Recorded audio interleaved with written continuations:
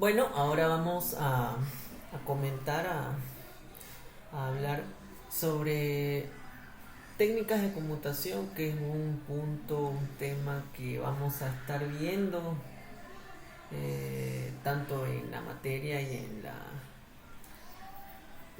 en la siguiente, y en la materia que abre, este, ya que redes 1 es el prerequisito de redes 2, ¿no?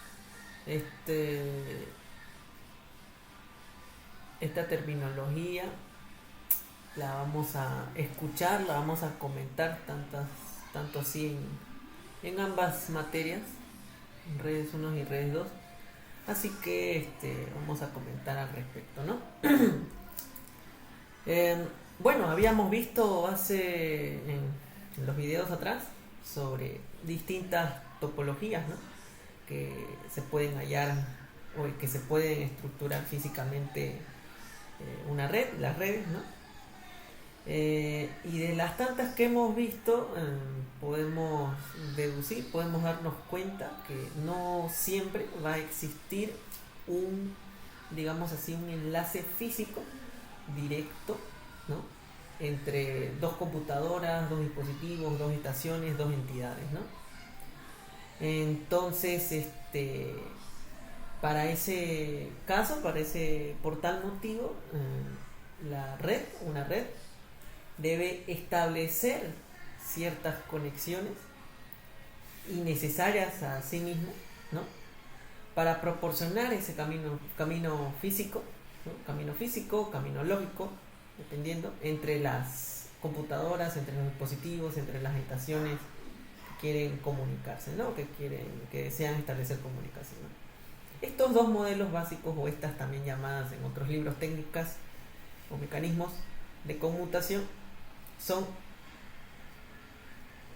las redes de conmutación de circuitos y las podemos encontrar también redes de conmutación de paquetes, ¿no? En las redes de conmutación de circuitos, vamos a empezar por ahí, ¿no?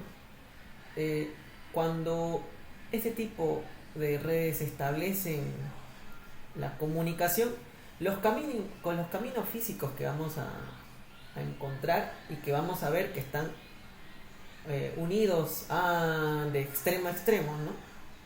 Van a quedar, ojo acá, van a quedar reservados, y esa es la característica, o esa es la razón por la que se caracteriza este tipo de redes de comunicación, de conmutación de circuitos.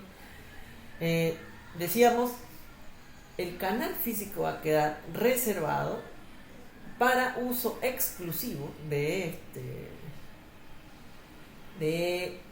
los dispositivos o estaciones que desean comunicarse, o que están deseando o queriendo establecer una comunicación, ¿no? Va a quedar de uso exclusivo ese canal, ese enlace físico. ¿Hasta cuándo? Hasta que la conexión se termina o se libera, ¿no? Ahora, lo que sucede a comparación en las redes de comunicación de paquetes es que vamos a tener que cada nodo, y lo vamos a ver posteriormente, al no haber una conexión punto a punto, es decir, van a haber dispositivos de red intermedios, entonces van a haber distintos caminos. A esto le vamos a llamar nodos, ¿no? A estos dispositivos intermedios.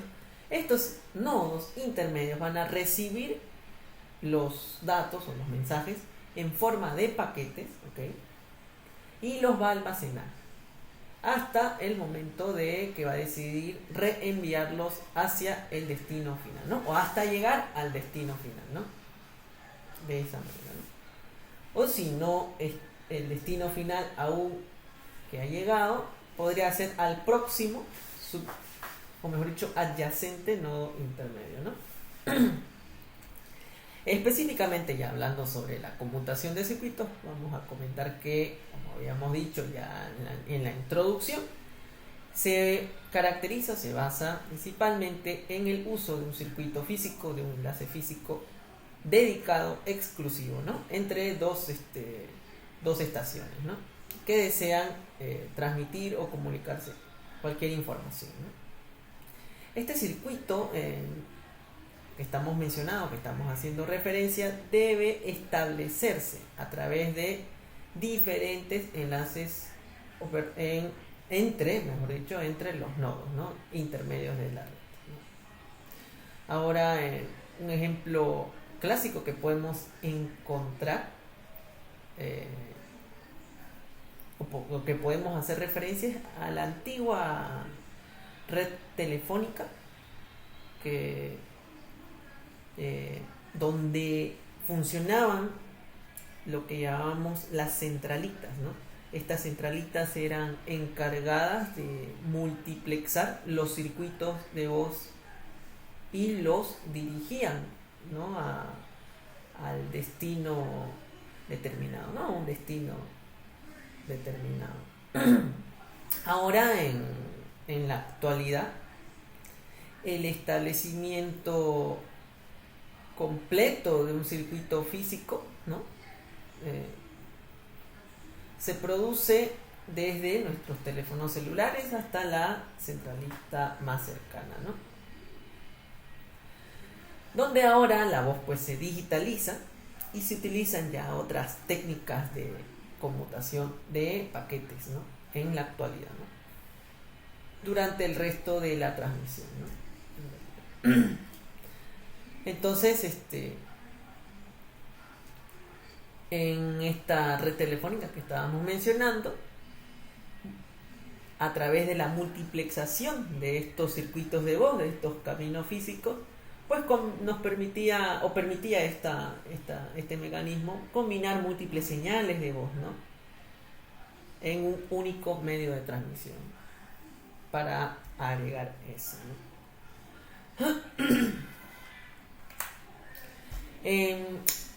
¿En qué consiste el proceso de conmutación de circuitos? Pues podemos dividirlo en 3 fases. Aquellas son el establecimiento del circuito, primero podemos empezar por ahí, luego la transferencia de datos y al finalizar ya la desconexión, ¿no? ¿Qué es lo que sucede durante el establecimiento del circuito? Pues lo que va a pasar es la búsqueda, ¿no?, de una ruta entre los nodos intermedios que habíamos comentado, ¿no?, los nodos intermedios antes de llegar al destino, ¿no?, en donde la estación o el computador, el host origen, ¿no?, va a solicitar el camino, o mejor dicho, la creación de ese circuito, ¿no?, el camino o enlace físico, y cada nodo intermedio va a verificar si dispone de los recursos necesarios para reservar, por así decirlo, ese circuito, ¿no?, ese camino, ¿no? Entonces, si en caso del nodo intermedio, los nodos intermedios antes de llegar al destino no pudieran establecer ese circuito dedicado, como hemos mencionado hace un momento, para que el origen empiece a transmitir la información, esto es notificado hacia el mismo, ¿no?, hacia el mismo origen. Luego viene la segunda fase, ¿no?, que es la transferencia de datos. Una vez establecido ya el circuito, luego de que el nodo intermedio haya notificado y dispone de recursos al origen, el origen pues o en la estación origen, ¿no?, en este caso, iniciará con el intercambio de la información, ¿no? Y por último, la tercera y última fase consistirá pues que luego, al finalizar la comunicación o el intercambio de información, estos recursos utilizados se liberen, ¿no? En otras palabras, se libera el circuito, el camino, enlace físico dedicado a ellos, para otras futuras conexiones, ¿no?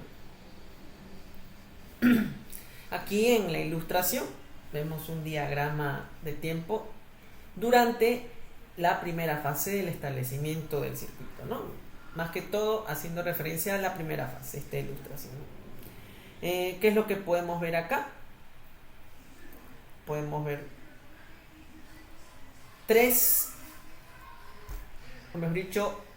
cuatro elementos que estamos viendo como ser el origen, dos nodos intermedios y el destino, ¿no? Ahora, lo debemos interpretar de izquierda a derecha con una evolución con respecto al tiempo, ¿ok? Aquí podemos ver bloques. Estos bloques van a representar, ¿no?, desde origen, en sentido de origen a destino, el envío de información, ¿ok? Tanto así, desde el origen al siguiente nodo, en este caso el nodo intermedio, del nodo intermedio 1 al siguiente nodo intermedio 2 y del nodo intermedio 2 al siguiente, que sería el destino, ¿no? Entonces, una particularidad que podemos observar acá es una inclinación aquí en estos bloques, ¿no? Esta cierta inclinación indica el tiempo, como podemos ver acá en la ilustración, el tiempo de propagación, ¿no?, durante el medio de transmisión, ¿no?, de la señal, ¿no? Ahora, el grosor de estos bloques nos va a indicar el tiempo de transmisión, T sub T, ¿no? T sub T, el tiempo de transmisión, el grosor de cada bloque, y la inclinación, el tiempo de propagación, T sub P, ¿no? Entonces, este tiempo de transmisión, anteriormente mencionado, va a significar el tiempo necesario para enviar este bloque de datos, ¿no? Ahora, durante el establecimiento del circuito, que esta ilustración hace referencia a esa primera fase, pues cada equipo intermedio, ¿no?, cada nodo intermedio, tiene que procesar la señal, el bloque de datos recibido desde el origen, ¿no?, o recibido del origen, tiene que procesar la señal y luego enviarla al siguiente nodo, que en este caso, por ejemplo, sería el nodo intermedio 2, ¿no? Entonces eso va a durar un cierto tiempo de propagación y a su vez un cierto tiempo de transmisión, ¿no? Y antes de que suceda el envío o el paso de ese bloque de datos al siguiente nodo, tiene que ya haberse establecido el camino físico, o lo que estábamos ya hablando, el circuito, ¿no?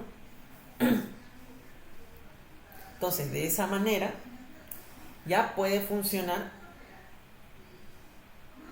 de un extremo a otro y así sucesivamente el intercambio de información o el bloque de datos entre origen hacia destino, no pasando por estos nodos intermedios si es que hubieran, ¿no? Entonces,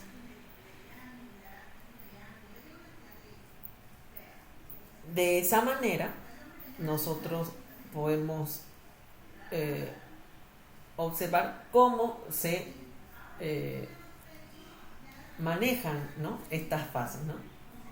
Luego del establecimiento del circuito, ya el origen, o mejor dicho, el destino le notifica al origen que se ha logrado establecer el camino dedicado, el camino exclusivo para la transmisión, y pues el origen luego vuelve en este bloque con un grosor más ancho. El origen ya empieza a transmitir toda la información que necesita intercambiar con el destino, ¿no? Es por esa razón que ya va a tomar, o que el tiempo de transmisión y el tiempo de propagación va a ser mucho mayor a lo que era en la fase 1, que era solo el proceso, aquella fase donde se va a establecer el circuito, y en la fase 2 empieza la transferencia de datos, ¿no? En la fase 3 podemos comprenderlo o interpretarlo como si fuera la confirmación de los datos que hay allí, por parte del destino hacia el origen, que recibió con éxito la información Y podemos podemos asumir que puede suceder luego una desconexión, puede iniciar, ya puede proceder a la fase de desconexión, o si no, en la transferencia de datos puede seguir continuando, ¿no? De esa manera.